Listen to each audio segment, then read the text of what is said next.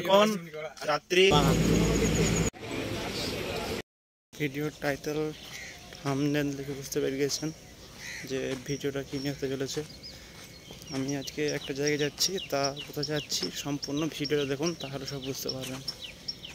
আমি প্রথমে এখন যাব আমাদের পাশের যে বাস স্ট্যান্ড গনপুর, সেখানে যাব। গনপুরে বাস ধরবো, নিয়ে মোহাম্মদবাড়ি যাব।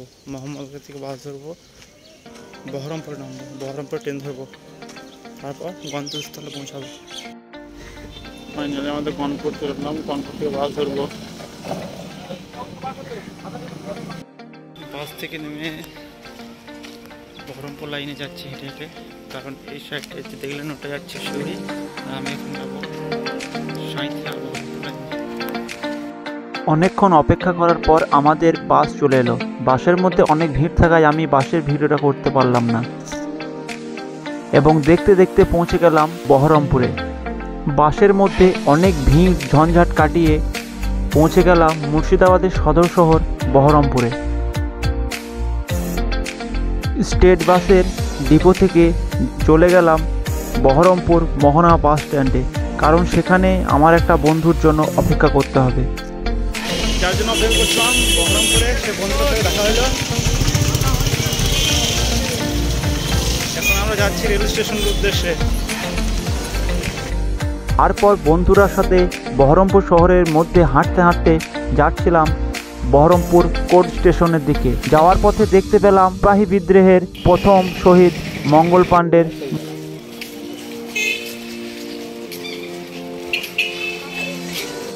স্টেশনের মধ্যে প্রবেশ করতেই দেখি স্টেশনের মধ্যে প্রচণ্ড ভিড়।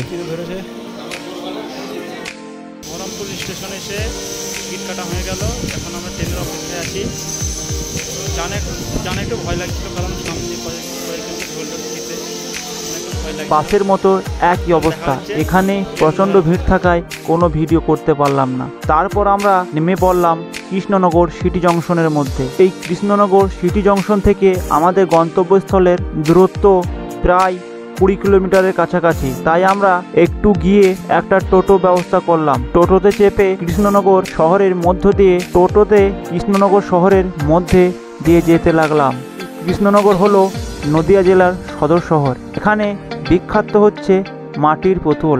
তাছাড়াও এখানে আমরা অনেক কিছু চোখে পড়লো। গোপাল ভাঁড় জন্মস্থান এই নদিয়া জেলাতেই।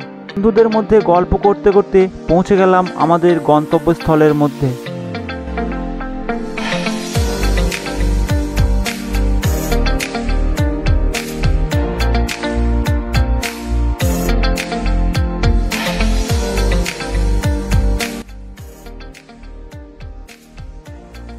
এইটা আমাদের রুম।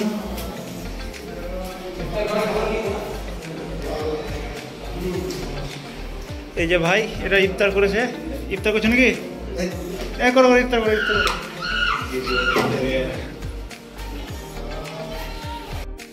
এইমাত্র এসে রুম নিলাম, এটা হচ্ছে রুম। একটু ফ্রেশ হলাম, এবার একটু আরাম করবো। দেখা হচ্ছে পরে। তারপর দিন ভোরে উঠলাম, সবাই বন্ধুদেরকে উঠে নিলাম, তারপর একটু খাওয়া দাওয়া সেরলাম। আমাদের এখানে আসল উদ্দেশ্য হলো যে আমাদের এখানে বিএসএফের একটা র্যালি ছিল, তাই সব বন্ধু মিলে এসেছি।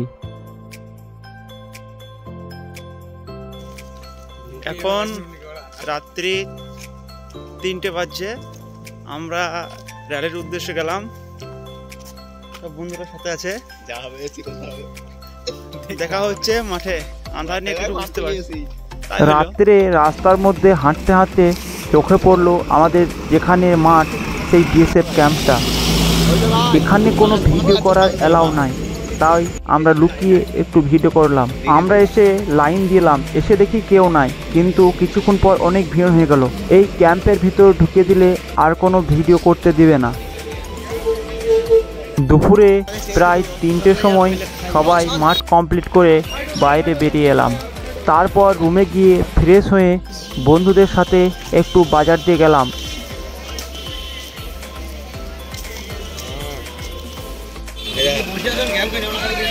কিছু খাও, ভালো লাগছে তো?